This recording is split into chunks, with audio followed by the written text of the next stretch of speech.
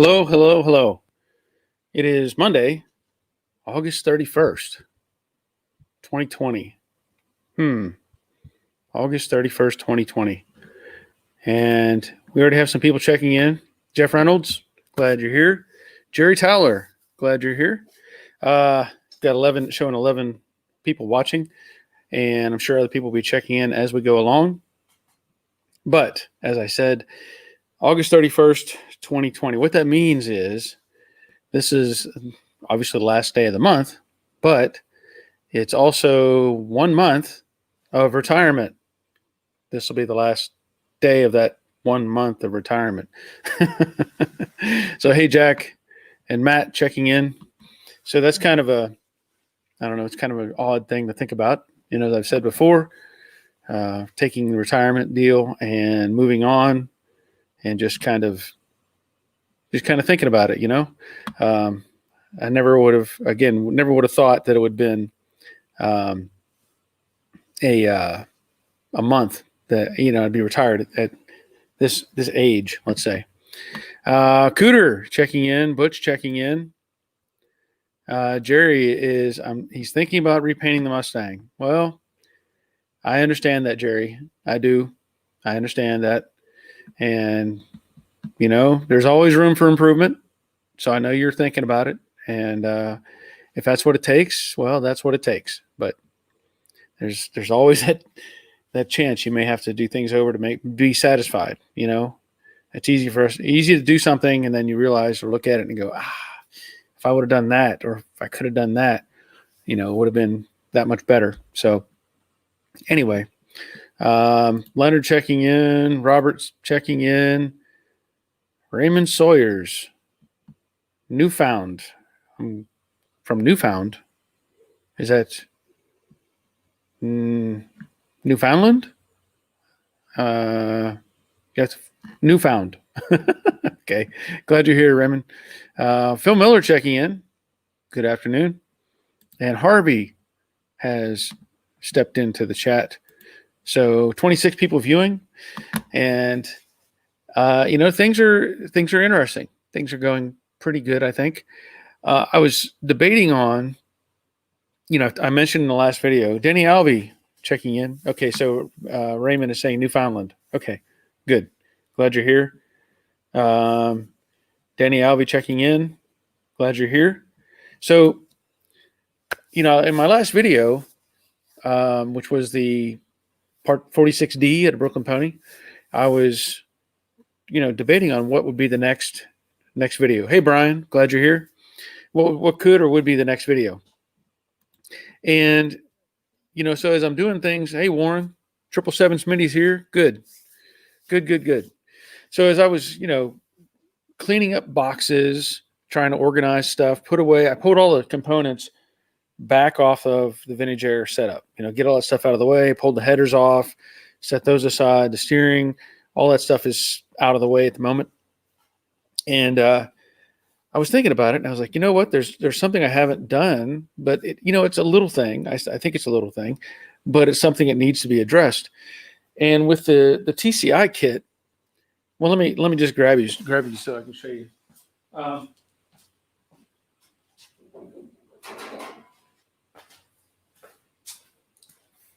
The TCI kit came with these block-off plates or filler panels, whatever you want to call them, for where there's no shock towers. Well, these came to me raw. There was no paint on them. They were just raw. And Randall checking in from Utah. Glad you're here. So these were just raw material. They were bent, had the holes cut in them, and so I cleaned them up and sprayed them with epoxy, and they turned out beautiful. They look great. Well, of course, the idea is they just bolt right in, right? They just bolt right in. Okay. So Jeff Reynolds is saying Newfoundland, Barking, both are accurate descriptions of where we live. Okay. But anyway, these are bolt right in. Well, if you followed along the whole build process, you know that I put in the one-piece aprons from Dynacorn.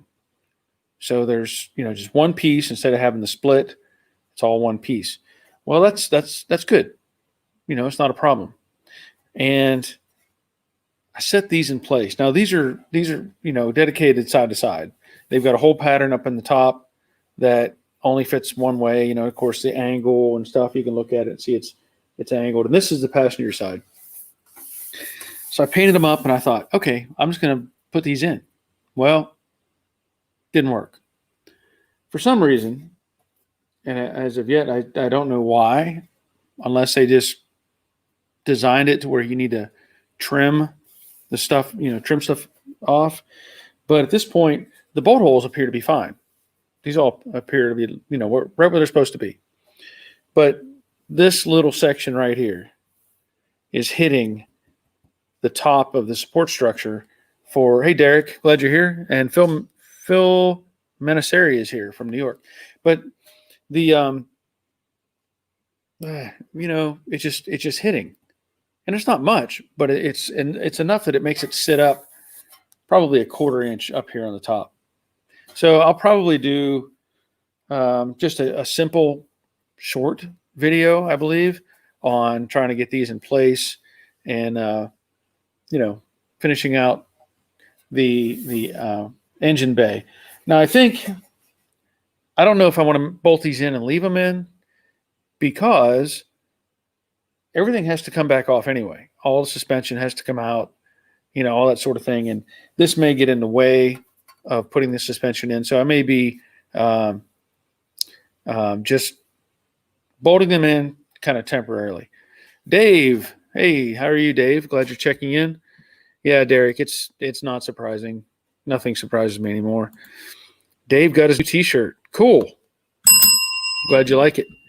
And there's another t-shirt available, just so you know. But anyway, so I may just do a little video on trimming this out, making it fit. Not really complicated, but probably worth sharing, So let me put this back.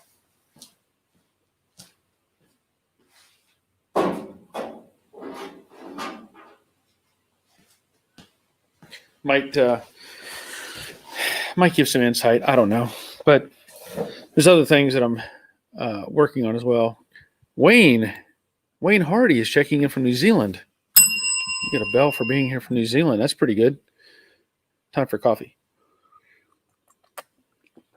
Otherwise, what I've been kind of trying to do is take care of some small, and I say small, but some other items that are dealing with the Jade Mustang.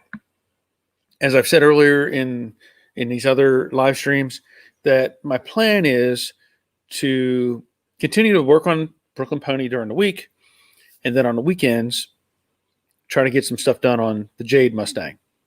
Now, I haven't filmed anything on that because it was pretty mundane. I had taken the deck lid, and the underside still had the original paint on it. And if you follow me on Instagram, you've seen I've posted pictures of it. But, in my mind, I said, I'm just going to sand this down a little bit and prep it for paint, and that'll be it. Well, of course I didn't. I ended up stripping the whole underside of the deck lid because that's just how I operate. Hey, Darlene, glad you're here. So anyway, I stripped it down, and there were a couple small pinholes, but they're nothing that it's going to make it. It's not at all structural. So I just used a little bit of filler on those pinholes. I treated everything. I treated wherever there was some rust at this back seam. I treated it with that 3X chemistry rust dissolver and took care of it. And then sprayed it with epoxy. And it's just a couple little pinholes. I just filled them in with filler because it's not going anywhere. But anyway, so I've got the bottom of the deck lid now ready for high build, because I'm gonna spray it with a layer of high build because I want the color to match throughout the car. If you have an area that is light gray, which is what I'm using for the 2K primer right now, and then you have another area where you've sprayed epoxy, you can from what I understand, you can spray on top of epoxy with base coat, but I'd rather have the 2K build and have a matched color all the way through. So hope that makes sense. But anyway, that's what I've done over the weekend. And along with that, there was David and Cheryl checking in, but it's just Cheryl tonight. Dave is at work. Okay, I'm glad you're here. But the other thing that I did in the process, because I ended up having some leftover epoxy primer, was I had already started working on, I believe it was the driver's side door. I had done some repair work on it. Both doors, I had done a little triangle patch down in the corner front on both of the doors. And the driver's door, I also had, believe it or not, it was a bullet hole in that door. How and why, I have no idea. But there was a bullet hole, and I had hammered it out and welded it shut and done the body work over top of it. And I had it in epoxy, and then I found, the other areas that had dents and dings. So I'd put filler on. So I finished that out as well. Got that all the body work done. Any bare metal, I reshot it with epoxy. So now the outer door for the driver's side is ready for the 2K high build. So that'll take care of the door, the driver's door, and the bottom of the deck lid. The rest of the body, the main body, is already in primer. You've probably seen the videos. And then the left front fender is in epoxy. It needs a little bit of body work done on it. There was a dent up on the top, so I got to take that out. And then the other door, the outer shell, is already in high build. So really, it's narrowing things down with the Jade Mustang. The other thing I have to deal with, I haven't even thought about that. I think I had the hood on the car at one point, and then I put it back in storage. I'm going to have to pull that hood back out. I forgot all about the hood. But regardless, the only other major hurdle that I'm going to have is the passenger side front fender. Because the one that's on the car, you may have seen some video on that or pictures on that years ago, where the thing it looks like the front end was probably wrecked or something, and then they reshaped it just built it all out of body, filler. And so I started grinding on it years ago, and it was just terrible. And I thought, you know what, this fender's got to go, and I'll find another one. So I do have another fender lined up that a friend has donated to me from his 68 Fastback project. And I'm sure it's an aftermarket fender. It's not an original fender, but I know it's solid. So I'll be figuring that out soon. Get that fender looked at. Paul, wow, how to fill a bullet hole. There's some views there. Yeah. Well, I think I may have shown that. I don't know if I shown the actual welding I did weld it shut, but it was kind of weird that there was a bullet hole in there. And I know it's a bullet hole because it went in and it went into the interior, and it went through part of the grain, the wood grain, the grain material on the the textured material for the inner door. It went through that, and there's not much you can do to fix that. I mean, really, you can smooth it out, and it had left a jagged, edge from the bullet going into the body, interior of the car. So I had to hammer that down and weld that shut as well. And it has body filler over that area because it's just not going to have that grainy look anymore. So yeah, it would be interesting. Maybe I should have shown how I weld shut bullet hole in the car. Dave and Cheryl, thank you all for the information for the 64.5. You're welcome. I know there's a lot of people responded last time we were on with information for him and her about working on their car. So thank you to everybody for sharing information.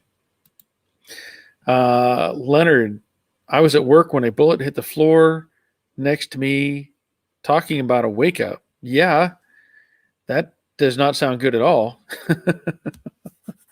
How long ago was that? Crash Rider, Crash signing in from Southern Indiana. Glad you're here, Crash. Provic 90594.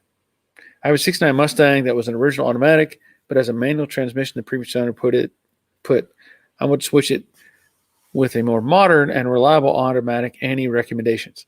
That's a good question. Good question. People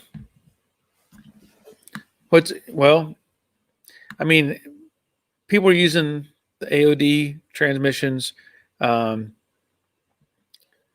There's also like the one I was just going into Brooklyn Pony, the 4R70W, but that is more modern, let's say. So it has some computer control, I believe, because it has an electric lockup torque converter. So if you're looking, it depends how modern you want to go. But if you were to look up Ford AOD, you probably get some information from that could help you out. And I'm wondering what transmission is in it now. And you said it has a manual transmission. Is it a standard 4-speed or maybe, T5 or something like that? But that's your options are pretty much AOD and 470W. That's about all I know. Jeff, I believe the correct term for the jagged edge left by a bullet is the plunge. I'll take your word for it because I really don't know. I didn't know there was such a term. Leonard, 1991, he still has the bullet. Well, that's a collector's item. Did you drill a hole through it and put it on your keychain? Because that's the thing you do, right? Put it on your keychain, that way you remember. But you'll remember. Apparently you'll remember since 91, almost 30 years. Yeah. Sim Pilot. Hey, Joe. Well, hey, Sim Pilot. I'm glad you're here. 777 Smitty, C4, C6, those are not overdrive. They're looking for, well, wait a minute. Maybe I'm wrong. More modern and reliable automatic was the question. So I don't know. I was assuming that they wanted an overdrive transmission. So we may need to clear that up first before we fully answer the question, right? Earl Smithson, on the Brooklyn Pony, going to relocate the heater holes or modify the hoses. Really enjoying the build. At this point, I am just going to work on making hoses fit the car. I don't know that it's worth a lot of extra effort to try to relocate lines. And you can do a lot with just some hoses with having 90-degree ends on them. So at this point, that's the plan, is to leave it where it's at. I know there are other options out there. There are bulkhead type designs, but where you put in a bulkhead plate, but I don't know how complicated that gets because it doesn't look like something you just put the plate in and then everything attaches. I know that I'll give a shout out to Call of George. So if you were looking for a really custom type build like that, look up Call of George on his 68 Mustang he's building. He was also featured on the Viewers Projects. Robbie, I think is his name. And he's building a super cool 68 Mustang coupe. And I know he's putting a lot of goodies in that car. I think it's going to have a turbo on it. Pretty cool car. But he put in a vintage air setup. And I know he's relocated the bulkhead or the fittings to like outside the apron. But, with this car, we got the frame rails out there, the extra frame rails. So that won't work. So anyway, that's kind of the plan right now, is just leave it the way it is, get lines to fit, and move on from there. Sim Pilot, nothing other than howdy. Well, glad you're here. Glad you're checking in. We have 43 viewers right now. Raymond, Barry, what's that Jeep thing in the background? You're talking about that. That is a Red Cat Generation 8 International Scout RC vehicle. I bought that, I don't know, several months ago. And I had another, well, you can see over here, there's in the background that blue, that is a Traxxas SCX10 RC truck. And I bought that one thinking that I didn't know enough about them at the time to know that I should have been looking for certain issues. And, a guy was more than willing to sell me that one that I thought was a fair price. And I got it home and I used it a couple times, and it's not very good. So I kind of got frustrated with the idea, and I just let that one sit. And the only reason I really bought that was because it has a body on it of a 72 C10 pickup truck. So later on, I started looking into different types of RC vehicles. And if you follow RC Guy Garage, Tim he's got amazing RC stuff going on that channel. And he is, he does all kinds of crazy stuff with RCs. Anyway, I was following him a little bit, or, talking to him about it.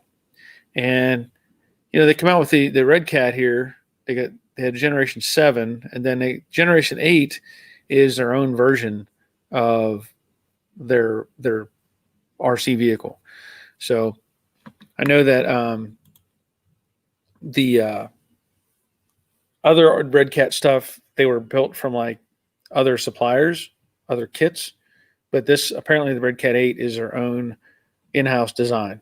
So I like it. I don't have any issues with it. I'm learning as I go, and maybe I'll do some work on the Traxxas or the SCX, whatever it is, SCX10. Is that what it is? I don't know. Maybe I'll do something with that later. But anyway, well, I mean, it depends on what you're doing, right, Raymond?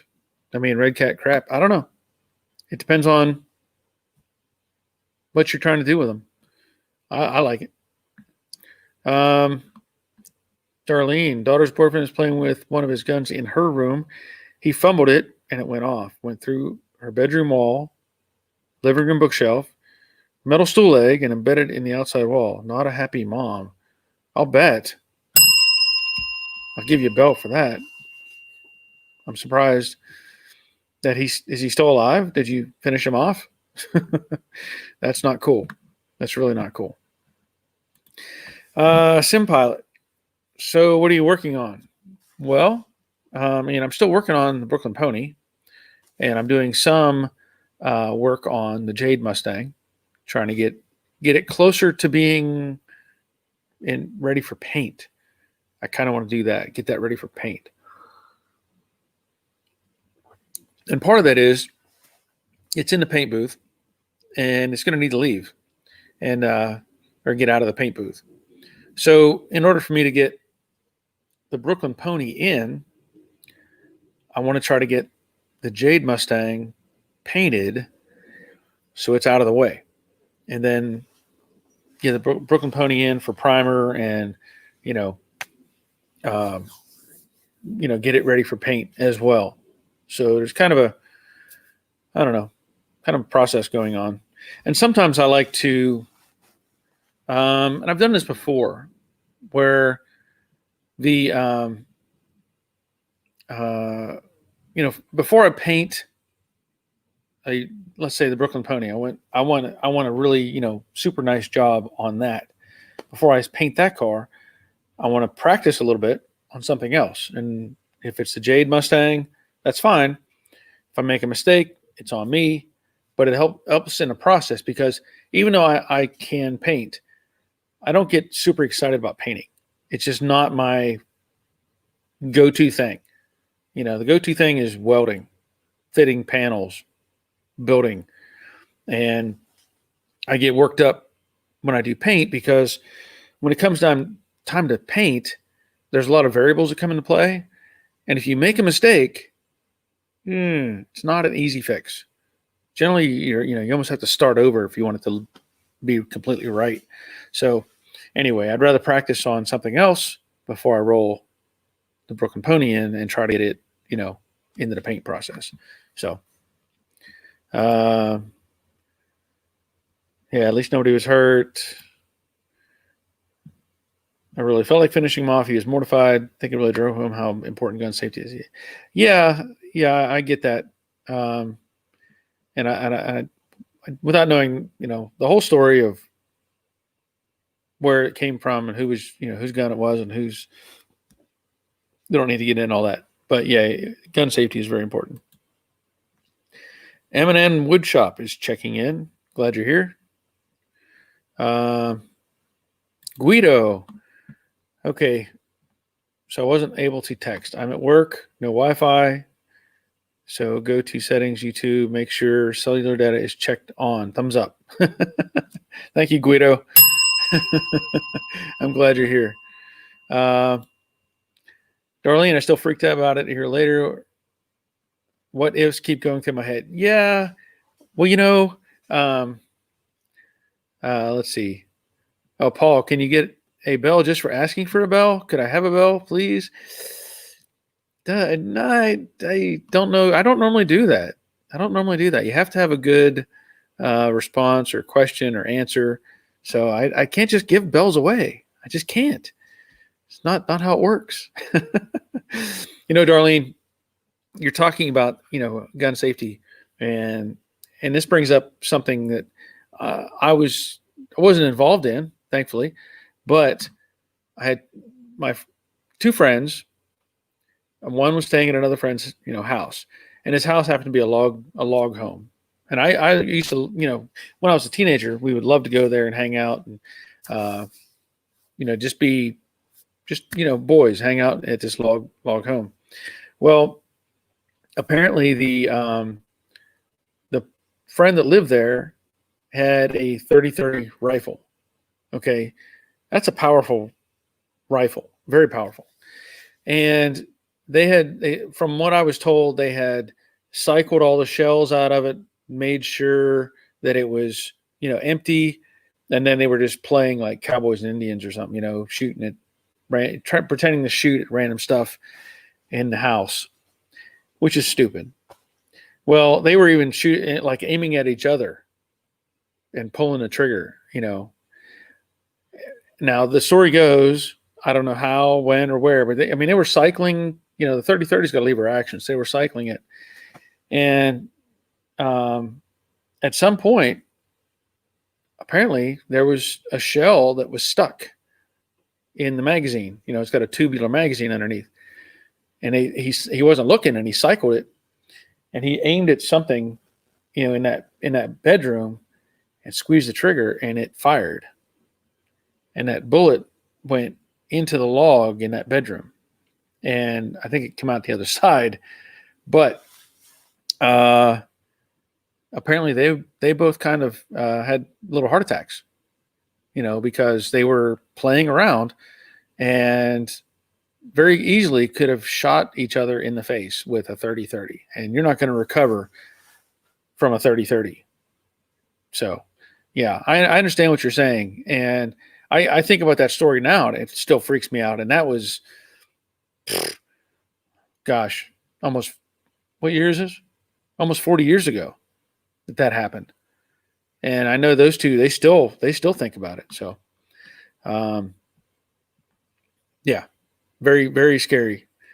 And, that's the thing, you all know I was in the military, and safety with weapons was paramount, hammered into us. And, I did this, you can tell people, and you can set rules and guidelines, but people are still going to do stupid things. I know that. Cause nothing like a negligent discharge to make someone focus on gun safety. Yes. See, he gets a bell. Hey, Guido, stop begging Paul. All right, Darlene, we're glad you were here. Boondocker, don't cheapen the bell. Yeah. 777. Where is you bug spot? Every car I paint, I get a bug near the driver's door handle. It's my spot. Oh, it's typically been the roof. Typically been the roof. And they just, something gets up there, a little mosquito or something buzzes around, hits the roof, and then flops around for, in fact, I have a little tiny, I bought from the paint store, a little tiny pick. It's got a little aluminum handle on it and a little, it's a thin, almost like a needle, but it has a barb on the end of it. And you can kind of hook into whatever's there, and that barb will grab and pull it away. So yeah, it's always seems to be the roof that gets it. Let's see here. Hold on. Because, hey, Barry, I thought about you the other day. Another channel I was on had an Amazon link, and when you click on it, it came up like a storefront with a channel name at the top. Yeah, that's what I do that. I would hope that that's what I put on my videos in the description. That's what I have is an Amazon link to my page, and it should come up just like you're saying. So I hope that's how it comes up. So you can click on it. Look at any of my latest videos, and in the description box where I talk about what's going on in the video, there should be an Amazon link, maybe a Patreon link, and click on it and see if it comes up. It should. Yeah, because you got to earn that bell. Okay. SimPilot, are you going to shoot some live work videos of your work? Doesn't matter what it is. You mean talking about just setting up the camera and doing a live like garage shot? I might. I've done that before, and it seemed to be popular. The difficulty is, a lot of times I do that, and not a lot of times. The times that I've done that, people want to ask questions, and I don't want to be answering questions at that time. It's just kind of, I want to get stuff done.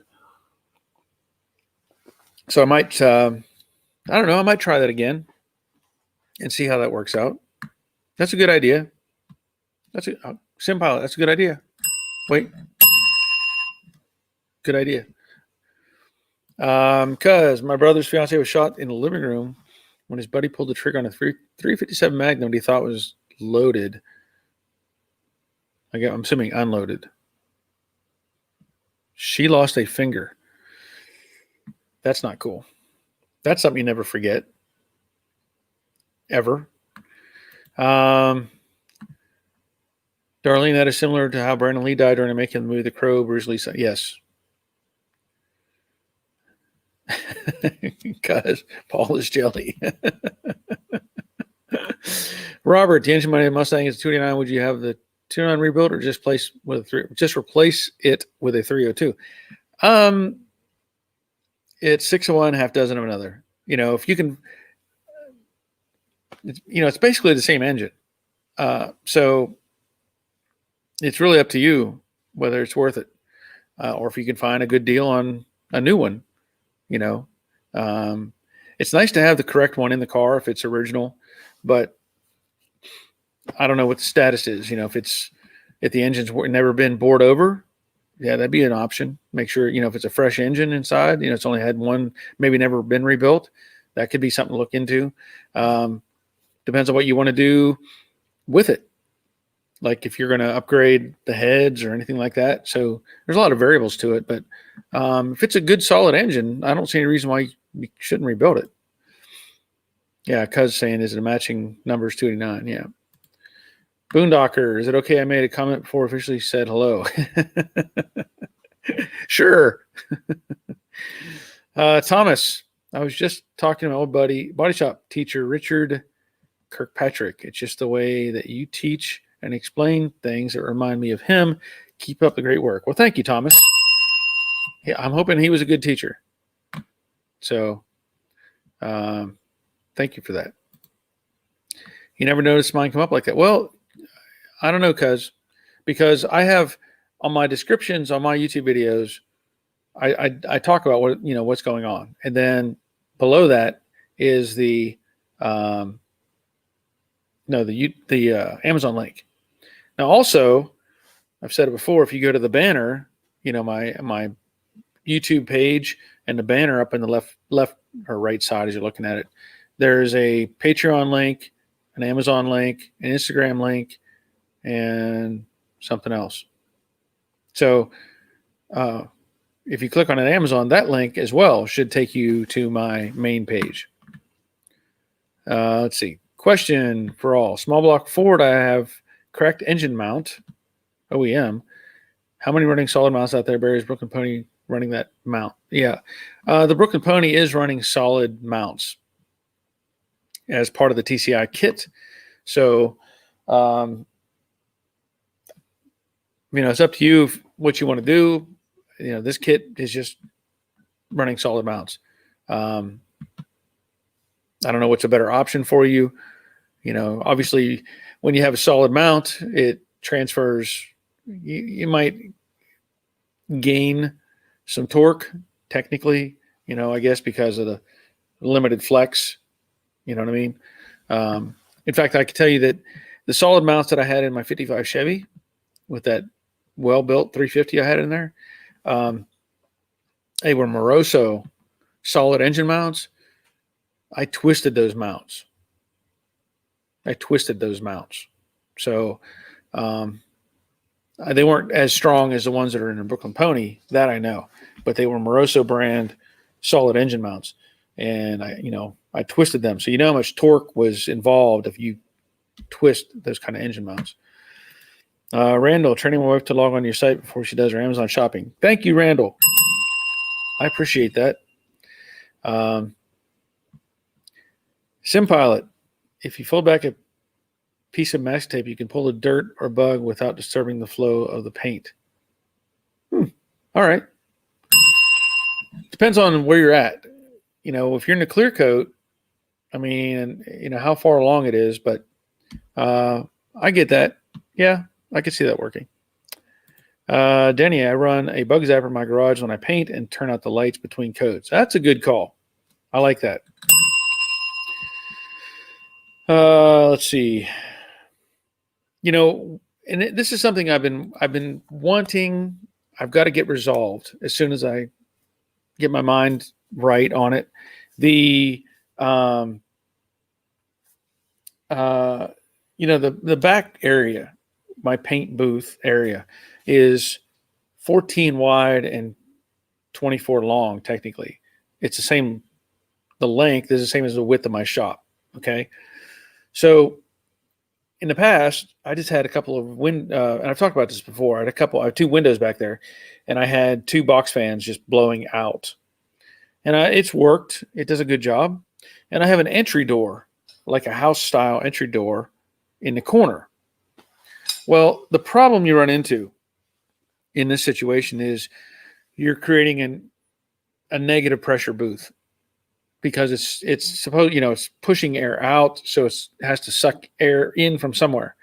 Well, the only inlet technically is the main door, the standard house size door. Well, what I ran into was, if I have the fans on and I open a door, it's going to pull through that door. So if there's anything in that area that's dusty or dirty or bugs, it goes in with me. So I was thinking about that, and I've talked about this before. I have the wall between the shop and the paint booth. I have cut holes, and I may do this. I may actually cut more. I think they're 20-inch holes, square holes, that I can put a filter in, like a house filter, a regular air conditioning filter, and I can make it stay within that hole, and then I want to put in fans so that it creates a pressure booth. So the fans will be pushing air from the shop through the filter into the paint booth area. And by doing that, I could have the windows on the other side. I could have fans blowing, blowing out. But if I don't have the fans on blowing out, then the pressure, supposedly, if it has the right amount, if I go through that door, it'll be blowing out into the shop rather than sucking in. So I'm hoping that I can get that figured out and get some fans mounted in the bottom wall so that maybe I have 2 holes right now. I may end up with a 3rd hole. I don't know yet, and figure out how much pressure I can build by having those fans push in at the bottom of the wall and go out the other side. So that's kind of the vision I have. I'm hoping that it works, but we'll find out at some point. Paul, does anyone else think it is goofy to place a 65 Mustang on a 2015 frame? Few folks out there doing that for some reason. That's a good question, Paul. And I've been watching. There's a guy on YouTube that is doing an interesting conversion.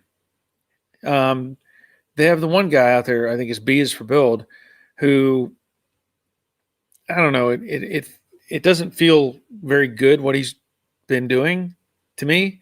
It just doesn't feel good the way he's doing it. There's another guy out there that I've been following who is putting a 65 or 6 convertible on a 2000 something frame, let's say. And he's going in some great detail. He's doing a good job with the process. I can see the value in building something that way if you really, really want to. But I don't know that it's worth it in the long run. Just my opinion. You can build these cars pretty cool. You can upgrade the suspension, upgrade the engine, and still have the same car. But once you start cutting up what you have, I don't know. I mean, there's some builds that are fantastic, and there's some that look like it was just a train wreck. So I don't like the train wreck ones. Let's see, Guido, can I get you the part number? I don't know. I don't know if I have the packaging from those mounts. I don't remember. Kevin, what is the floor width in a 70 Mustang from inside rocker to inside rocker, building one from scratch? That's a good question. Does anybody have an answer for Kevin? What is the floor width in a 70 Mustang from inside rocker to inside rocker? So if anybody can pop up with an answer to that, you'll get a bell. So run and get your tape measures. 777, Randall, you can train a woman. What's your channel? Let's see.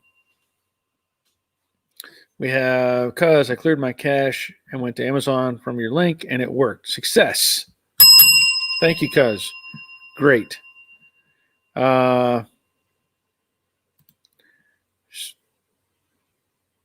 So he's saying, Paul Disher, hell no, that's a great idea. Okay.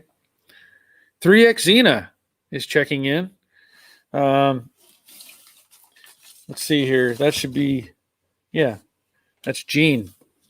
I figured that was right. Let's see what else we have. Because Paul Disher, the classic body and modern chassis would be perfect. Well, and there's advantages. I will say that there are advantages to the process. I question how some of them are doing the process, because if it looks like you used a Sawzall and duct tape to put the thing together, I'm not real pleased with that. Yes. Yeah, that's what I'm working on. Positive pressure booth. I'm trying to get that together. Rallycat, Harvey, the 289 is a great engine. Its short stroke can build RPM quickly with the right cam, carb, and intake. Shelby like them. There you go. Good answer from Harvey. We have Cricado Funelaria, Brazil. Boa noite e nós rancheria, SP, Brazil. Well, I'm glad you're here, Cricato. Because rest of the mods done right, hold value well. Usually, though, they are not done by well-known builders. That's very possible. Very true. Will Goodman, good evening from Oklahoma. Love the videos. Thank you for all you do, man. You're welcome, Will. Thank you for being here. I don't know if I've seen your name before, but I'm glad you're here. Will, I'm in Lawton, Oklahoma represents. All right.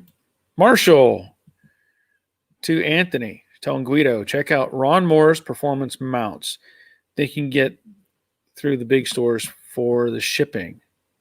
So there you go, Ron Moore's Performance Mounts. Okay, wait a minute.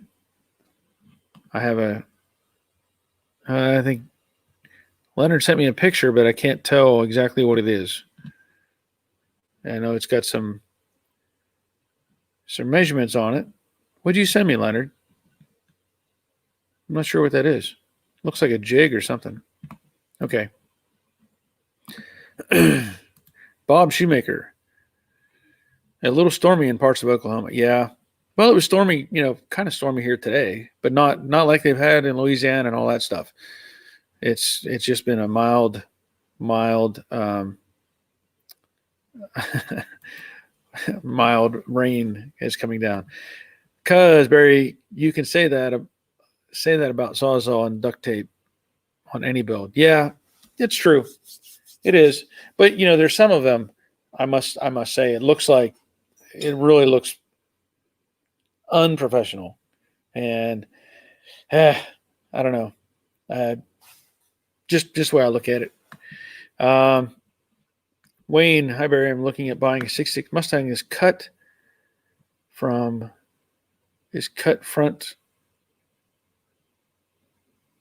Wait a minute. I'm looking at buying a 66 Mustang that is cut front screen, floor, back. Who is a good dealer to buy front, floor, and firewall parts from? Actually, and I've said this before, if you're looking for a Dynacorn dealer, contact Ron Wolfe, RONWOLFE. He's on Facebook, and he is a dealer. I contact him. I haven't had him ship me anything specifically, but every time I have a question about a part or something like that, he's always helped me out. So you can look up Ron Wolfe, WOLFE, and he could probably hook you up with some parts. Otherwise, you're limited to NPD or CJ Pony or something like that, or Kentucky Mustang. But if you can find Ron, give him a call. Tell him I sent you. I could probably pull up somewhere. I don't know. I probably have some information, but again, he's on Facebook, and I think it's Wolf Restorations. Let me see if I can just pull that up real quick. See if it shows up under a Google search. Well, if you do that, just type in Ron Wolfe. It comes up. He comes up on Facebook, and let me see what Wolf's Auto. Wolf's Auto is the name of his company. So he's done a lot of stuff with Mustangs. So check him out. Maybe that'll get you something going with him. Because Bob, we are under severe weather alert. Yep. Willie, first time logging in, been watching, just not usually live. Well, I'm glad you're here. I mean, this has been a good community. On Monday nights, we do this at 7:00, and then I do it again on Thursdays at 3 in the afternoon for a lot of people from Europe, so that they can get on and discuss and talk and do different things.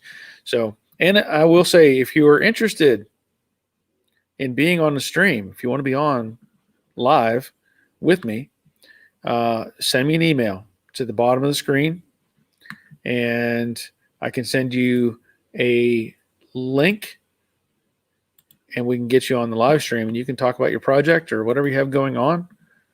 So just keep that in mind. Big Kingfish, all the builds of late chassis with early bodies seems like wheel-to-wheel width is much wider to fit. Well, yes, you are correct. It is. And that's one thing as I'm saying, if you do it right, it's one thing. But I've seen some builds where they put some flares on to try to compensate for the width.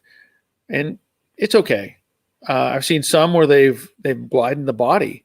They've stretched the quarter panels out in the doors, created different lines and transitions. There's a lot of different things that they've done to try to correct these. I know there's one I've seen on Facebook the guy's built. I think it's a 69 or 70 fastback, and he has really done some amazing work to that car. He has made it look like it was built from the factory, but it's on a late model chassis. So it's a pretty cool build. I don't know the guy's name.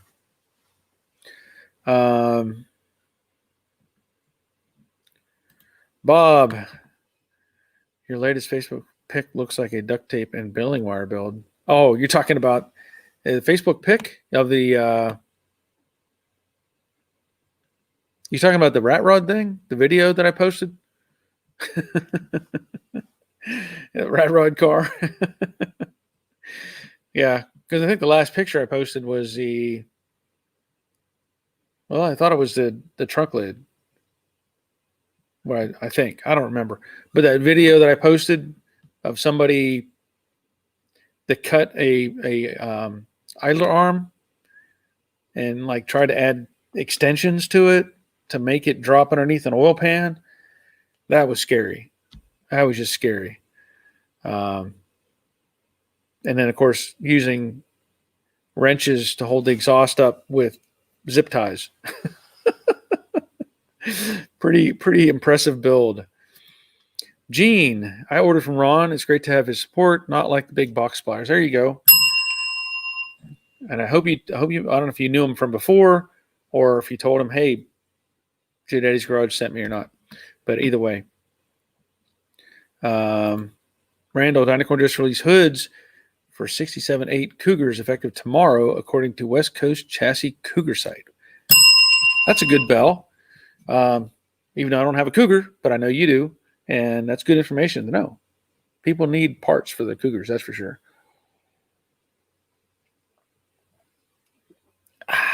Okay. Yep, check him out. Yeah, Bob. That thing was, and I don't know where that was at because the guy sounded like he was Russian or something that was, working on that car, whatever that thing was. It was a rat rod for sure, but you don't cut an idler arm in half or in multiple pieces and then add in, I don't even know what they used, but it wasn't even fully welded. The little, looked like 3 or 4 inch long extensions they put on the idler arm. And I mean, the drag link, sorry, I say idler arm, is drag link. And that is one thing you don't want to mess with. You got to have steering. Gary, that's a new name. DiCrescenzo. Gary DiCrescenzo. That's my guess. What is the best order of install starting from a shell with no firewall floor or cowl? Starting with a shell with no firewall floor or cowl. Well, that is a good question. The only thing that I don't know what you're planning on putting in. If you're, I would look towards the one-piece complete floor pan, full frame rails, everything welded together. I know that Dynacorn sells one, and there's another company that makes one independent. They actually buy all the pieces, I believe. I don't know. Somebody probably knows the name. They buy all the pieces, and they build one of their own jig, and then they sell you that. But I would recommend you start with that first. Now, if you don't have the no firewall, floor, or cowl, you got to start with the base. To me, I always start with the floor pan, frame rails, get that in place, and then you can work in the firewall, and then everything else follows suit. So if you've seen the videos, like I did the light blue Mustang years ago, and I put in a one-piece floor, and I also put in a new firewall, new cowl. I did all those steps. The only conflict I had was the one-piece floor and the firewall. What I should have done, could have done, maybe, and would have been really tough to do, but was try to fit the firewall onto the floor pan. The only variance that I had issue with was the firewall is supposed to sit underneath the floor pan. And the reason for that is so water doesn't get trapped. If you have it the other way, it becomes a water catch. So that's the only real thing about the firewall. So when I built that car, I could not rotate the firewall into place because the aprons and the frame rails would not allow it. But had I set the firewall maybe up into it, I could have maybe wiggled everything in place and got it to work. So that's the only drawback to that scenario. But I would start with, if you have the outer rocker panels are solid and you've already cut away everything else, or cut away the inner rocker panels, and you fit up that floor pan, you can work everything else into it. So that's how I do it. I would rather start with that. But like, 777 Smitty is saying, he says firewall, cowl, then floor. And that is an option. That is an option. But without knowing, seeing the car and having it, because it says from a shell with no firewall, floor, or cowl. Does it have the kick panels, the side panels? Because that's attached to the firewall. If those are there, well, yeah, you can put the firewall in place. Get the cowl on. You can at least tack it or screw it in, and then get the floor pan underneath. So there's different ways you can do it. But that's a good call, 777. That may be that may be a good way to do it. But again, it depends on what's there. What all is missing. Robert, Peterson Restoration does a nice job on fastbacks. Yep. 777, I have been very happy with Scott Drake parts. Good to know. Because I would start with the floor also. Put the body in alignment. Yeah. And see, that's kind of what I'm, that's why I like to start at the bottom. Get everything squared up, put together, and drive on from there. Thomas, I'm sure everybody has taken a chance at backyard engineering a time or two. Luckily, nothing happened. Yeah. Yep. Yeah. Well, there's been plenty of times that people have built something and, things come undone. Like this car that I was talking about with this steering, you don't realize how much of a load is on that idler arm, the drag link. When you have your steering arm connected to it, your pitman arm off the steering box, and then you have your tie rods attached, you don't realize how much of a load that thing actually carries until you separate it and then try to weld it back together. I wouldn't even want to consider that as a process. Not the way they did it, for sure, where they just welded in like extensions, just brought it straight down. It just doesn't make any sense. But I think back to when I was racing dirt track cars. One of the problems I had, and I was doing this on a budget, and I built a tremendous engine, had a great transmission, car would run fast, smooth, but the steering box in a 65 Chevelle is like 27 turns lock to lock. I mean, you're going into a turn and you're just, as the term is, it looks like you're swatting flies in the car, like you're trying to figure out how to get it to turn into a corner. And so I was like, man, this thing is crazy to drive because you got to be really, especially on a little 3/8 oval.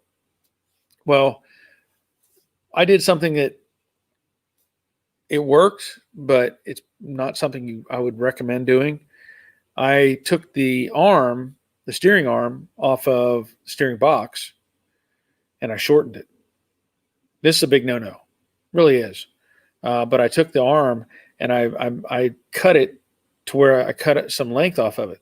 In doing so, it increased my steering ratio because now it's a shorter arm. You get more movement out. I think it's how it worked out. Yeah. I'm pretty sure that's how it worked out. Or maybe not, maybe I'm thinking of it backwards. But anyway, I cut the steering arm, the pitman arm. Actually, now that I think about it, why did I have to cut that star? I didn't cut it for that. Oh, I cut it because I swapped in a different steering box. That's what it was. I cut it. I put in a different steering box, and I didn't have the right pitman arm to connect to the drag link. That's what it was.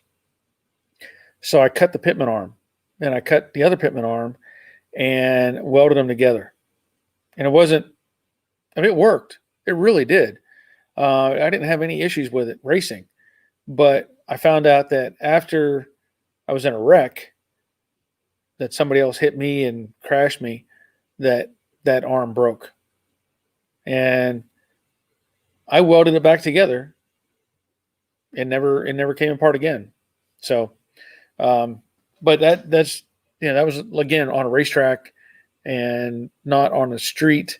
When you're racing dirt track, you're really sliding the car around. You're not having as much. You do have a load on the steering, but you're really about sliding the car through the turns. Whereas if you're on pavement and you're putting a load on a steering, I wouldn't trust anything that's been welded together. There's too much resistance with the pavement. Pedro Barbosa, what car were you racing in? I raced a 65 Chevelle that somebody had built. They had a nice chassis under it, they built the chassis, and I raced it on a dirt track, and it was a good car. It was a good car. It was fun. Bob, we used to weld up timing gears to make a speed up box to help our car. Yeah. Well, yeah, that's another option. I mean, that's an old school trick though, right? I don't know if they do that kind of stuff anymore. Let me see here. Okay, just checking my email to see if anybody wants to join or not.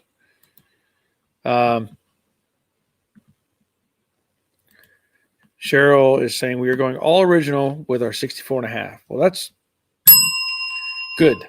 That's good to hear. It's easy to modify certain things, but sometimes if you do those modifications, you can't get you can't go back sometimes without doing a lot of extra work to try to get it back the way it was. Roger, that was the night the car tried to wad me up in the fender while loading it on the trailer, steering it by hand. Yes. That was the night. And I will say, when Roger and I raced together, that particular night, I ended up with a concussion. Just the way it happened. And the reason what happened was it was coming out of the turn. It would have been 2 on the back stretch. I don't know what this guy was doing. I don't know why. He was driving some sort of like a mid-80s Cutlass. And if I remember correctly, I was on the inside. He was on the outside. And coming out of the turn, he ended up hitting me, and our tires actually got bound up together, kind of. And the end result was it kicked us both sideways. And on that particular track, they had, the concrete segments that they would set up around the interior, the inside pit area to, try to protect us. Well, as it turned, we went into the opening. So the opening was probably maybe, I don't know, 50 feet, something like that. And when we turned, as we went into the opening, my car just missed hitting the end of the concrete opening. So like the first opening, side of the opening. And as we went into it, his car caught right into the side of his car, like right at the A-pillar. it hit the other concrete barrier thing. What do they call them? Jersey barriers? Is that the right term? Anyway, so when we both hit that, it was a dead stop from like probably, I don't know, 45 something miles an hour. I don't even know how fast we were going.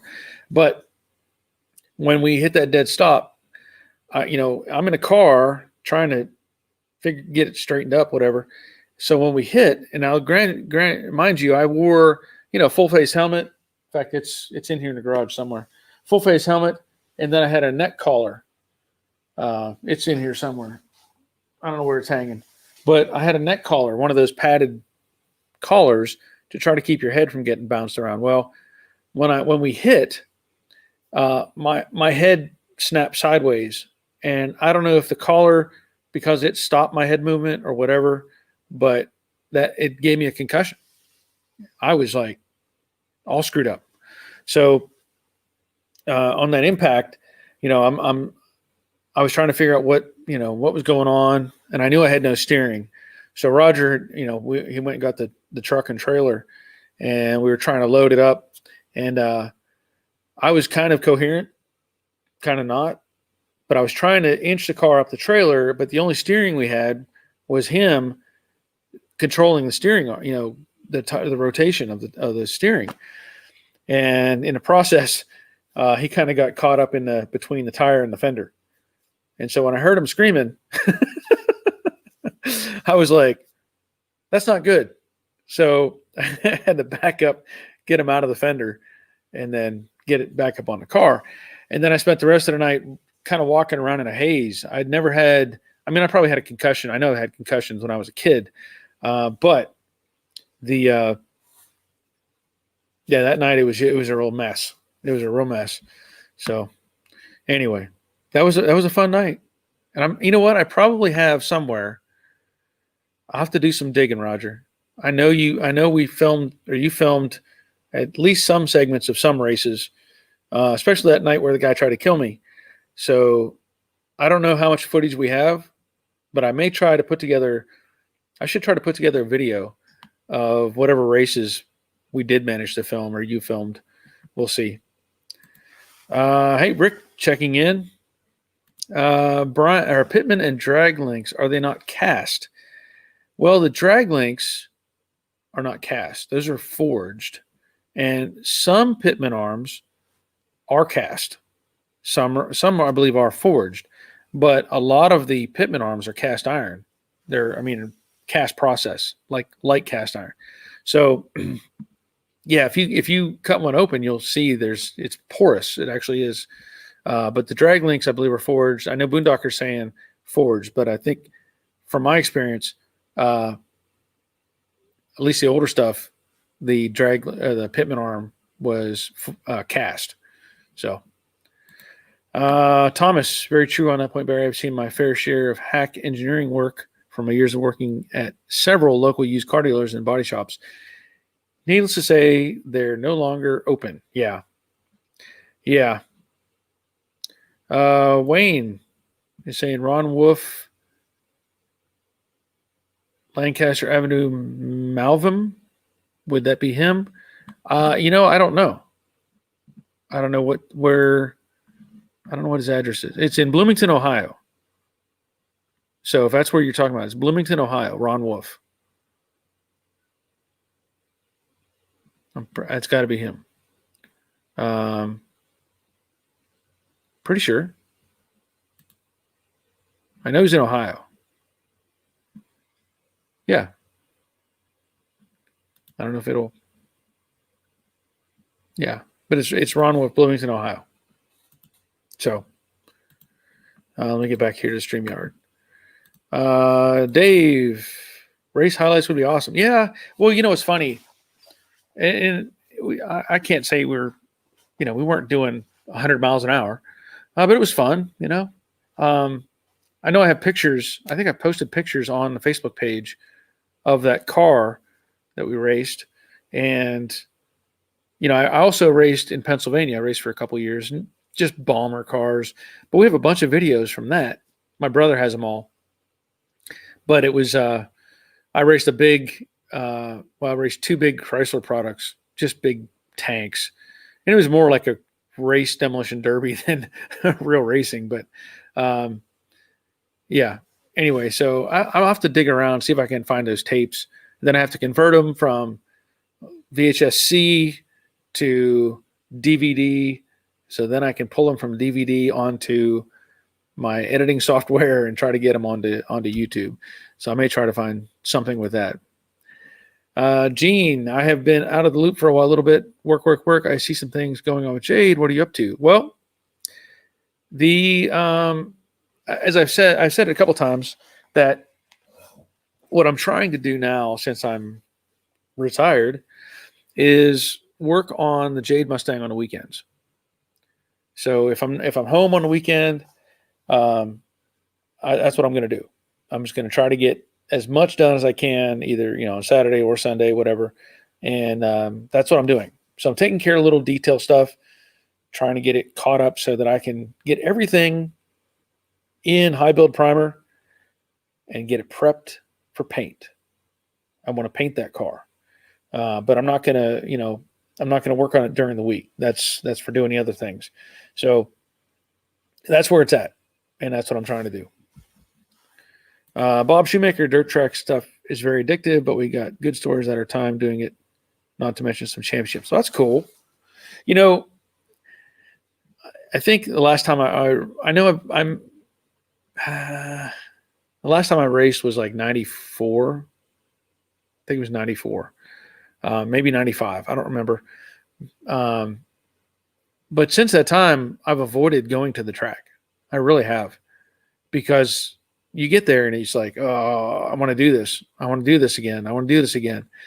So I've been really purposefully avoiding the racetrack for that reason. It's easy to get caught up in it and go, I could do that again. I know I could, but Roger, I should warn you all, I wasn't a very good photographer or videographer. My apologies in advance. Well, there is some footage. I know there's some footage. Yeah, there is some footage. I'll have to find it. Boondocker drag links, tire rods would be steel, DOM tube. At least my truck is 4x4 world. Yeah, I can go with that. Here's something else. Earlier in the week, I was contacted by a gentleman who was asking about working on a car. Okay, now the car, he's really wanting to know. He saw my video about putting on a quarter panel on the Camaro, and he has a '68 Camaro that he was interested in replacing the quarter panel. And I was like, well, I'll take a look at it just to see. So I went over. He lives 25 miles from me or something. So I went to look at it, and it turns out he didn't tell me it was a drag car. He didn't tell me that. He was asking me about putting on a quarter panel because the right quarter is all rusty and it's had something done to it in the past. It was not done right. And it had some sort of like feather fill or whatever this material is now that it's called, same stuff, where it's a spray on like polyester, and I can't remember the name, but anyway, you spray it on and you sand it all in one thing. Well, whoever put it on the car, they didn't prep it like with primer. They just sprayed it with this feather fill stuff, and it was just cracking and breaking off. Anyway, he didn't tell me it was a drag car. I get over there and I'm like, well, wait a minute. This isn't just putting a quarter panel on, because it doesn't have wheelhouses. It has homemade aluminum inner wheelhouses. I said, I can't put a quarter. He wants to build it back to normal, like a normal type of car.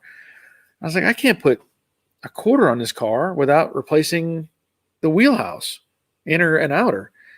And I open the trunk and I look, and whoever put in the roll bar, it was a Saturday night special on the roll bar, because the roll bar came down to the trunk pan. It wasn't even welded to like the frame rails. It was welded on top of the trunk pan, and they didn't even taper anything. It was just, they just set it down and just put some bubblegum welds on to the floor pan, but the center section of the floor pan was gone where the fuel tank would mount. Also, the drop-off panels on the passenger side in particular, they had been crushed, and somebody tried to hammer them out, and they looked terrible. So I said, yeah, slick sand, Thomas. Slick sand, that's right. They used to call it feather fill. But anyway, so I'm looking at the car, and I'm like, well, I can't put a quarter panel on without replacing the wheelhouse. And then if you want to make this car back to a regular car, you need to put in a trunk pan. Well, along with that, the tail panel it was mostly Bondo. Where the corner was, it had been hit at some point. The drip rail on the inside was gone because it has that little channel, that was gone. And I'm looking at this car and I'm saying, I can't just do a quarter panel. It would need quarter panel, deck filler panel, inner and outer wheelhouse, trunk pan, tail panel. Well, you might as well go to the left quarter because you're not going to it had big drag slicks under it. So you're not going to put a stock tire under a stock, a giant wheel opening. So I just kind of I don't think I can help you. Then I started looking around a little bit. And he said, I saw sitting next to the Camaro is a 68 Chevy truck, 50th anniversary, gold and white, long bed. And I'm looking at him like, this truck is straight. Why is it sitting out here? So he's like, what do you think of that? And I looked over at it and he said, look at the inside. And I opened a door. Now, I don't know if the seat had been recovered, but it was like in perfect condition. It only showed 72,000 miles on it. And the instrument bezel, maybe somebody replaced it. I don't know, but everything on the dash was all shiny and clean. Factory AC, factory disc brakes. Did not have a tilt wheel, unfortunately. But complete truck. And I was like, oh, why is this sitting here? This truck should not be sitting in this and just going to waste. So he's like, well, make me an offer on it. I said, well, I don't know, I have a place to put it. But anyway, we started looking around some more. It turns out he's got another 68 Camaro. I don't know if it's a drag car as well. Had like a 77 Camaro. Had two ramp trucks, a Ford and a GMC, both crew cabs. And I was like, why do you have all this stuff? Well, apparently he had a shop at some point somewhere, and somebody broke in and stole one of his drag cars. And so now he's got all this stuff in a big backyard where he's living. So I was like, man, ramp truck? I would love to have a ramp truck. So then we're talking, and he says, yeah, I've got a Mach 1 that I sold, and the guy won't come get it. I'm like, what? A Mach 1? Where? And he says, oh, it's on the other side of the house. I said, what year? And he says, 72. I was like, but apparently it was a full-blown drag car. And I said, well, can I see it? Sure. So we go walking around the other side of the house. Sure enough, there's a 72 Mach 1 built as a drag car. Sitting next to that is a little S10 drag truck that is very well built. Sitting next to that is a 63 Chevy 2 Nova with some big 400 something cubic inch small block in it. Sitting next to that is a 70 or an 84, 85, 86 Chevy short bed pickup truck that looks practically new. And then there's another S10, all this stuff sitting around. And the whole time the guy, he's talking to me, and he's like grabbing at his back, and he's got a limp, and he's got to be in his late 60s. And I'm thinking, I don't know what his plans are, but there's no way he's going to get to all this stuff. So anyway, he was asking me to give him some numbers. The S10, the drag truck had been rolled, so the roof was caved in on the driver's side, and the bedside was mangled. And he's like, how much would you charge to put another bedside on it? I said, well, I don't know. I have to look up, just kind of throw a number at him just to satisfying. But he's like, "Can you fix this cab?" And I'm like, "Fix? Yeah, but should I? I don't know." But I was just really surprised. Sometimes you don't know what's in somebody's backyard. You just start, you just, happen to be somewhere and look at the right direction, look through some trees, and here's all these crazy cool cars. So I may have to get back with him and see if he really wants to sell anything. He did tell me he would sell me one of the ramp trucks for a pretty good price, but I have to justify owning a ramp truck. To own a ramp truck, you have to have stuff to haul and stuff that you can make money off of hauling it around. So I don't know if that'll happen or not, but I would just love to have a ramp truck. I just think they're cool. But there was, man, just a bunch of gold sitting there in his backyard. And he said he was planning on moving it all to another location or something. And I was just, so much cool stuff sitting there. But you just never know. You just never know. 777. I got a friend that builds drag cars. I was amazed. It's just a car skin hanging on a tube frame.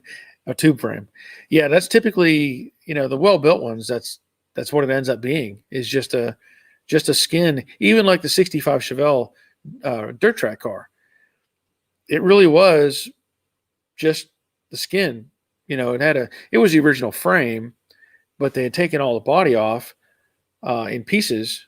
You got the doors, got the quarters, everything, and then you build you build brackets or whatever to hold everything in place and just kind of run with it. Now, on a dirt track car, you could, you run your roll bar out to the inside of the door skins to give it, some rigidity for that. But otherwise, you could just be, just a shell, just a basic shell. Well, this is doing good. We're up to 64. I think that's probably the highest number of viewers I've had on at any given time. So thank you all for being here. Appreciate that.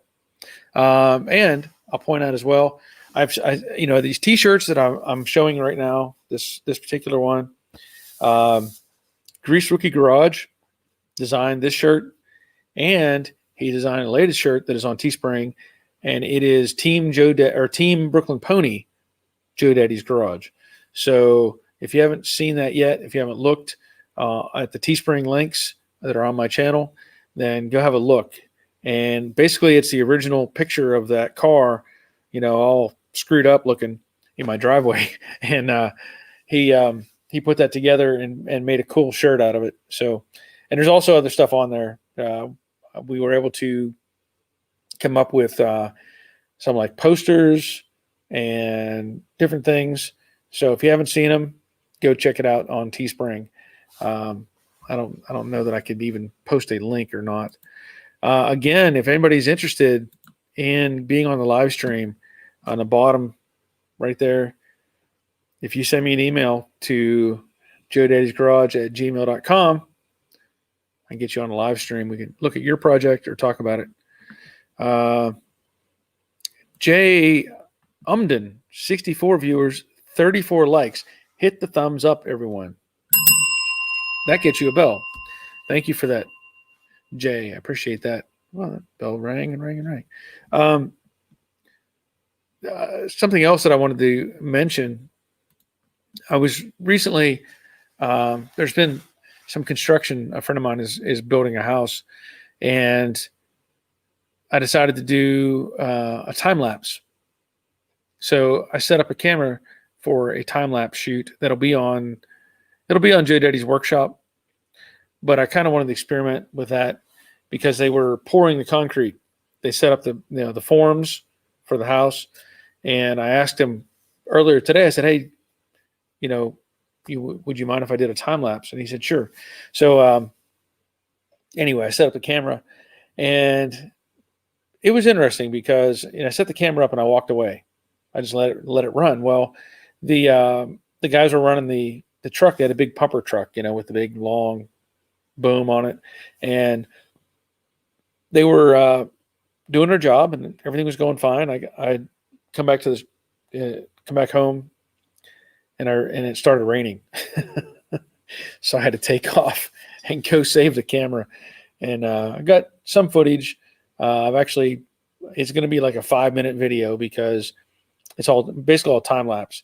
But I thought it was kind of neat to see something like that and try to do a time lapse experiment. So anyway, that'll be on the other channel. You can check it out when you get a chance. What else was there? I've talked about the Brooklyn Pony with the putting in the aprons, the filler pieces on the aprons. So there'll be a short video coming up on that. And then, I'm trying to do whatever little things I can come up with until we get some more stuff, because I know I still have to work on the brakes, still have to get the master cylinder, brake booster, whatever, all that in place. I've got to run brake lines. And the sooner all that stuff comes together, the sooner I can finish the underside of the car, as I mentioned before. One of the other things I need to do is run seam sealer around a variety of places, so that I could do a video on that. It's not the most exciting thing, but I could do a video on how I do seam seal. May find it interesting. I don't know. I know I've had people ask before about what I use or how I do it. So maybe able to do something with that. I don't know. Jerry Tyler is checking out. All right, Jerry, glad you were here. So anyway, I'm trying to think of other things that need to happen. Like I said, I've talked to the owner, and some of the things, we've kind of come up with a laundry list of items that need to be addressed. And like I said, brakes, master cylinder, a brake pedal, possibly the gas pedal, wiring harness needs to be here at some point. Taillights. I need taillights so that I can, before I do any kind of paint work as a completion process, I make sure everything is going to fit. So taillights need to happen. Also, all the chrome. So the chrome that goes around the back of the car where the convertible top retracts, need to make sure all that fits and don't have any issues with that. Anything else is going to go on it. Emblems, all those little pieces and parts need to be, here so that I can fit everything. Because like I said, test fit, and make sure everything's going to fit before you get to the paint process, because you don't want to have to backtrack. You don't want to be in the middle of you painted something and then you did something doesn't fit. And now you're struggling to try to make sure everything is right. So anyway, those are kind of the things we're needing right now. Boondocker. All right, you're checking out. Glad you're here. Other than that, I have a variety of things, like I said, on the Jade Mustang to do. Yeah, Jeff, it did say 66. It said 67 a second ago. I think it said 67. It's at 61 currently. So, Jeff, you're still here. Man, you're up late. Glad you're here, though. But the Jade Mustang, I have, as I said, I've got a few things to do sheet metal wise, but I found a box the other day that I forgot, that I bought. The backup lights, I have those. I think I have, I still have the Vinny's air system to put in the car. So that has to happen. And I know I have new door panels for it. I have new door handles for it. A variety of pieces and parts that are ready to go on that car. I'm pretty sure I don't have a good windshield. That's one thing I'm lacking, but I know I have all the gaskets. I think I bought all the gaskets for that car. And so just those things that can be worked on, but maybe not the most exciting thing to film. And like I was saying about those filler pieces, well, it could be interesting, but again, not quite that exciting. I know that some of the videos that I've done have been obviously more popular than others, It seems like the paint videos have been very, very popular. So maybe I ought to try to put together some more of that stuff and get some people interested in the paint process. Let's see, Scott Keeney. What's the best way to price the value of a project vehicle? I know the question has many variables, but other than Haggerty, which gives you values of a running car, there isn't much info out there. That is a tough question. I posted on my Facebook page last week or so. Somebody had posted a 68 coupe for sale on Facebook, and it was supposedly a 289 4-speed car. And I was curious about it because they said best offer takes it. Okay. So I asked them, anything about the car specifically. They really didn't have a lot of good answers to me. And I thought, I'll just throw a number out there. So I think I offered them like $2,500. And they were like, no, I won't take that. I'm restoring it, is what they said. So, and this may get off tangent a little bit, but they said, I'm restoring it. So I said, okay. And I gave it a few days, and the ad's still up. And I said, what will you sell this car for? If you were to, what would you take for this car for you to sell it? They threw at me, they put $28K on the response. It's like $28K. I responded back, 2,800 or 28,000? And the girl said $28,000. Now, mind you, this car had the vinyl peeling off the roof, paint chips all over it, some black wheels on it that had the little holes all the way around, old style, like dirt track wheels, and nothing special. And she was trying to get $28,000. My point being, it may not be so much of what it's worth, but what they think it's worth, right? To me, that car at high end maybe was worth $4,500, maybe, but their Dreamland price is $28,000. So when I try to look at a car, I know what it takes to build one, obviously, and I try to look at it and envision what's the condition of the car, what's wrong with it, what's right with it, what's been hacked, and then I try to assess that as to how much work I have to put into it.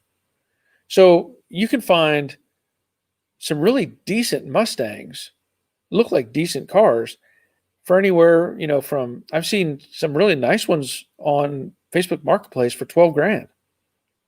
I've seen some for $3,500 that were, project cars that needed a bunch of stuff done to them. I've seen some for $1,500. So it's really tough to, like you said, it's tough to assess what is a good number. You have to consider the value of the car in a completed form. Also, you have to look at stuff like what engine's in it, what transmission is in it. Is it a 6-cylinder car? Is it, what code is it? K code, C code, whatever. And use those numbers to try to give you an idea. Now, you're going to find people all over the map with pricing. I've been looking at a car for sale, not far, 30, 40 miles from me. It's a 6-cylinder car, but the guy only wants $1,500 for it. And it looks like the floors are solid. Well, the advantage to that is $1,500 to have a decent starting point, even though it is a 4-lug car. You can kind of do whatever you want with it and build it however you want, convert it to Mustang 2 suspension or whatever. Now, I don't think it had an engine in it. You could rebuild it back to stock if you wanted to, but it's really tough to come up with an easy answer for that. So I know that probably didn't help at all, but you got to, just people watch this Haggerty's or they watch the auctions and they go, oh, I have a 68 Mustang. It's worth $500,000 because the Bullet Mustang sold for $3 million. and they don't realize how much work it really takes to get one of these back to running correctly or looking right. Yep, that is a Red Cat Generation 8 RC sitting there. Because very hard to figure out price on a project. You have to know the value of a completed car, then backtrack the cost of what it would take to get there. Yes. That's what I said. I didn't just say it so quick. Derek, Scott, you need to see what the price for a good one is for a good one, then roughly work out the cost of getting it to that level. If you can do it yourself, cost is lower, but how much is your time? Yes.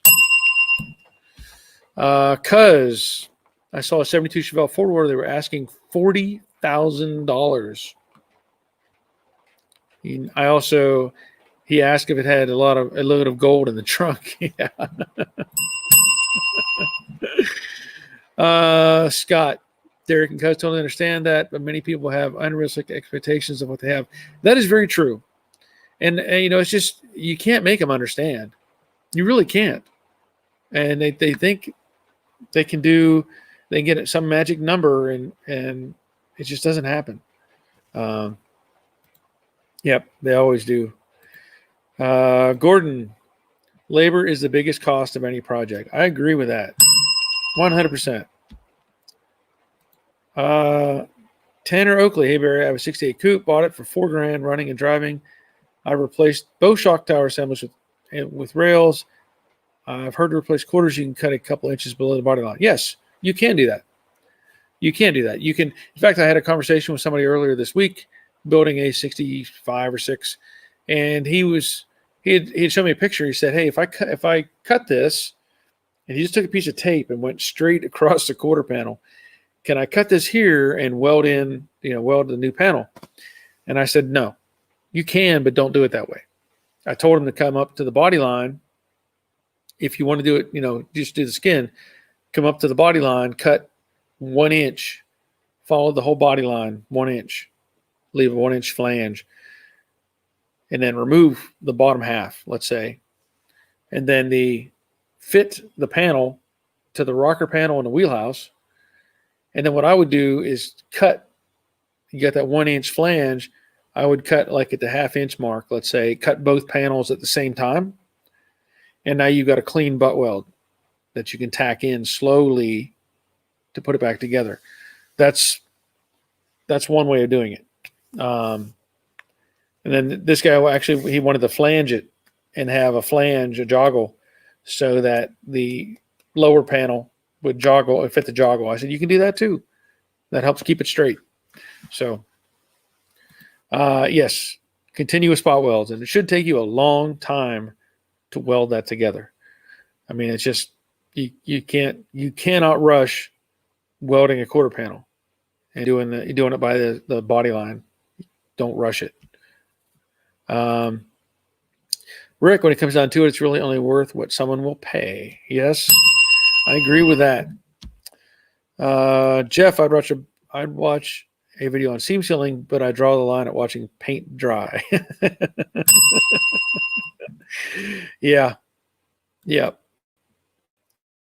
Let's see. Okay, so 777 auction for rich people, not working man. That is very true. Jay Umden, good labor isn't cheap. Cheap labor isn't good. Yes. Oh, wow. Gordon Cahoon, you're right. Up to 72 viewers. That's a new Olympic record. If I have 72 people watching, make sure you hit the thumbs up. All that helps with the channel. Gene, wish I would have cut my quarters at the body line. Yes. Yeah, in your mind, you think, well, I'll just cut a straight line. Well, that straight line, even though it's straight, it's going to want to wave at you when you're done. So if you have that overlap, and you cut it, you can butt weld it, but again, just tack, let it go. tack, come back later. Just saying. Brian, labor, yeah, and it is labor of love, yes.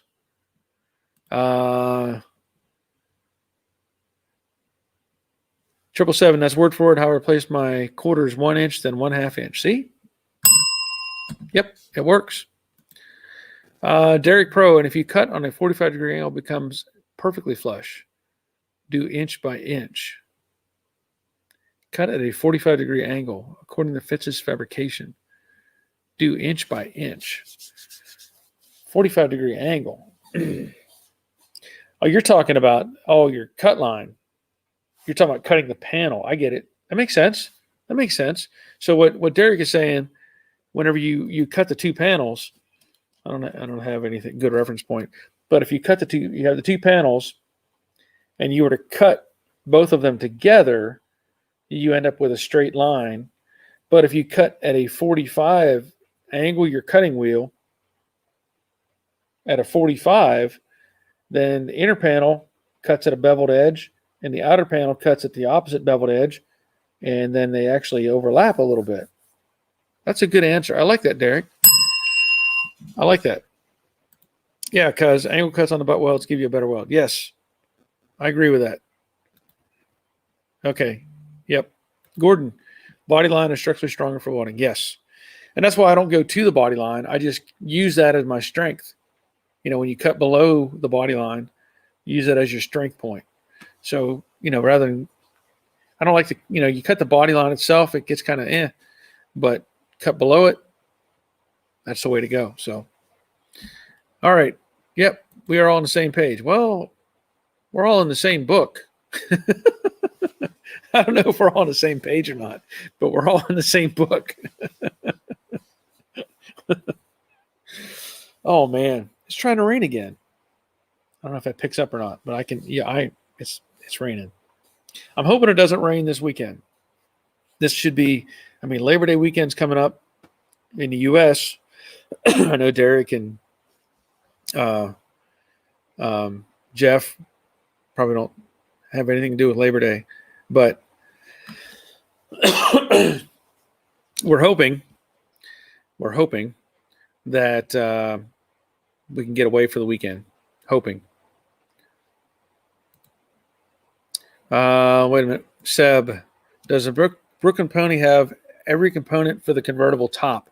Nope, it does not. And that may become a problem later on. That was the one thing I said I wasn't going to mess with when I was building, working on building the car. I said I don't want to mess with the top, and I still don't want to mess with the top.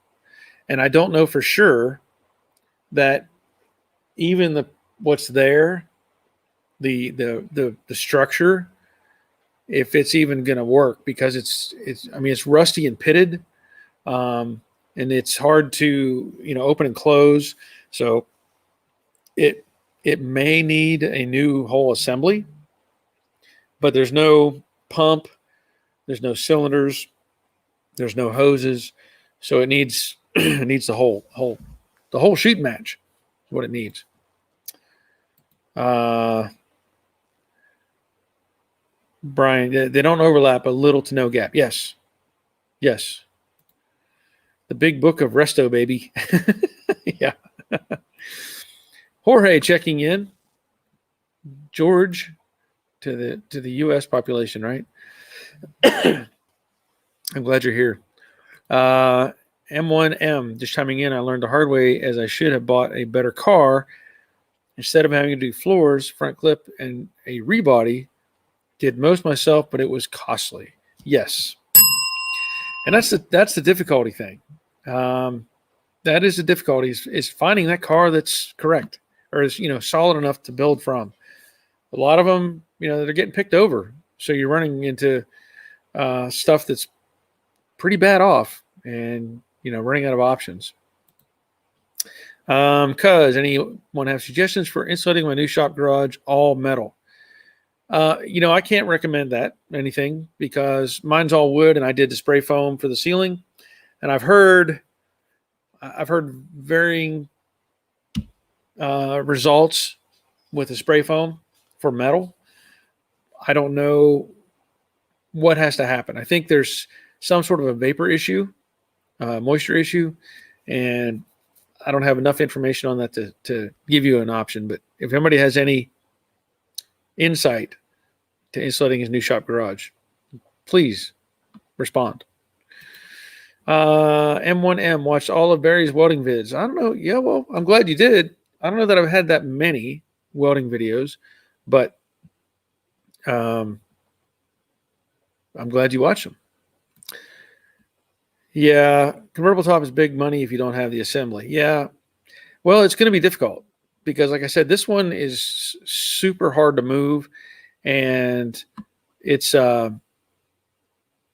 don't know if it's salvageable, honestly. It's just really tough. So, Randall's got to go to dinner. So glad you're here, Randall. Dave Britton is here. Glad you're here, Dave. Roger, mine is all metal, but I had them do the double bubble insulation when they put it in. It isn't much, but it helps some. I'm not sure what I'd do next. Thank you, Roger. Danny, the convertible top might have been a manual top. No, it had hydraulic cylinders. But just like the rest of the car, they were so rotted, there was nothing left to them. It was like they had the main rod and about half of or 2/3 of the body. So it was set up for electric, but not anymore. There's nothing left of that. Dave is saying spray foam is fantastic. It is. I like the spray foam in my shop. Derek Pro, acoustic bats. So that may be a thought as well. I'm not sure how well that insulates. You're saying acoustic bats. Okay. Well, back up to 72 viewers. Or at least 72 people. Maybe not everybody's watching. I know some people just listen, which is cool. So cool. Because many project has failed when finding all the rust-eaten panels. Yes.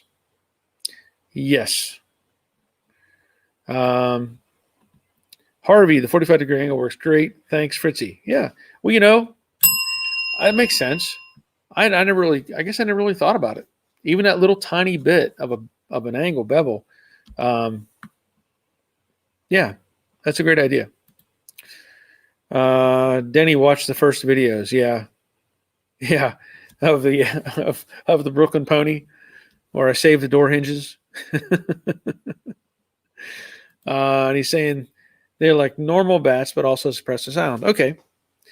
Yeah, and I think the terms when you say bats, I don't know that we say that, because I know what you're saying. The batting or the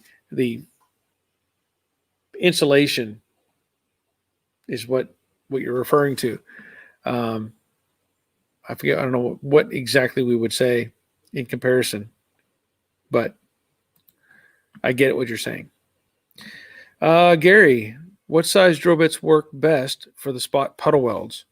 Well, normally what I do, I've seen people use like the 1/4 inch hole punchers. To me, a 1/4 inch is too small. It's too small. I go with 5/16 to 3/8, depending on where and what I'm welding. So if I'm doing something that's more structural, I'll go to 3/8. And if it's panel overlap, I'll go 5/16. It just gives you a little bit bigger hole. And then when I weld, I start at the edge of the hole, and I'll weld all the way around the perimeter and then finish out in the center. What your mind will say, well, let's start in the center and work your way out. Well, that works. It does work. But to me, I like to burn in that whole perimeter and make sure that is solid, and then just fill the hole.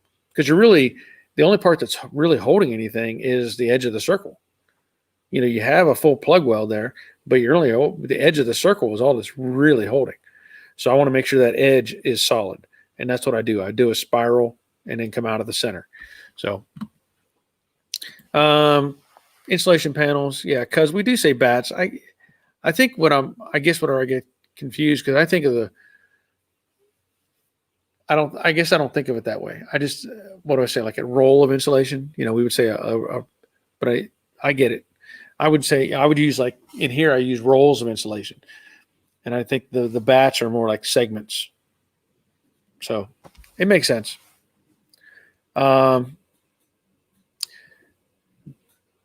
Jeff Reynolds, Barry, it was a bank holiday here in UK Monday the 31st of August. Okay. Well, we'll have Labor Day weekend next weekend.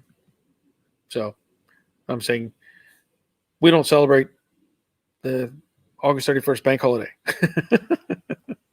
But we will have a Labor Day weekend. Installation depends on where you live. Yeah, that's true too. Good Munder, glad you're here. My 67 had rust hidden everywhere, but was almost all there, running, and had never been wrecked. That's why I didn't give up on it. Well, that's reasonable. That's reasonable. Denny, when you do the 45-degree cut method, you remove the excess metal underneath very clean. Yeah, that's good. I mean, I like it. I will probably do that next time I do a quarter like that. Yeah, because we do roll out the bats. Yeah, I guess I never really thought about it, but that makes sense. I don't do much insulation, so I guess it just never comes to my mind to think of it that way. So we're all good. Again, we're all in the same book, just on different pages. Some of us are still in the glossary. Look at the index.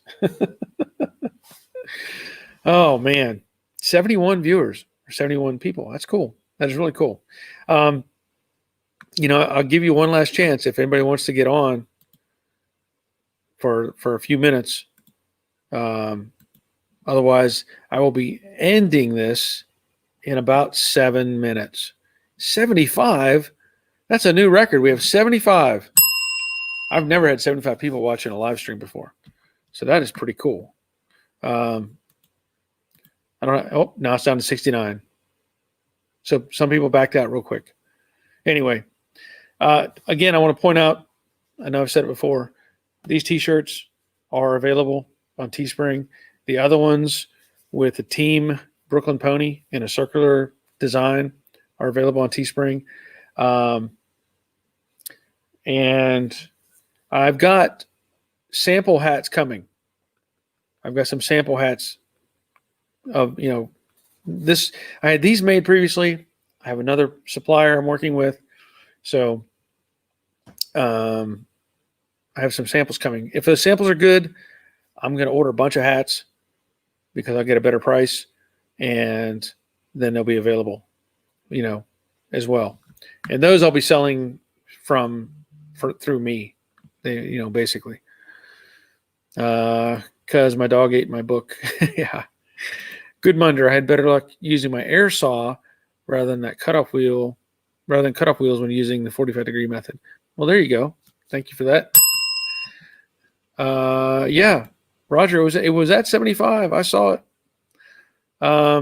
Jorge, insulating varies what type of roof material? Yes.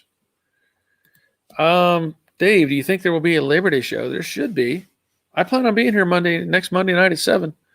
I mean, we go to the lake. It'll be, a couple days, Saturday, Sunday, whatever. But, yeah, I plan to be here Monday, whatever it is, whatever the date is. So, yeah, I plan to be here. Hopefully everybody else will show up as well. Clark, have you owned or would you own a Mustang 2? I have not owned a Mustang 2. I'm not against owning one. I'm not going to actively get one, though.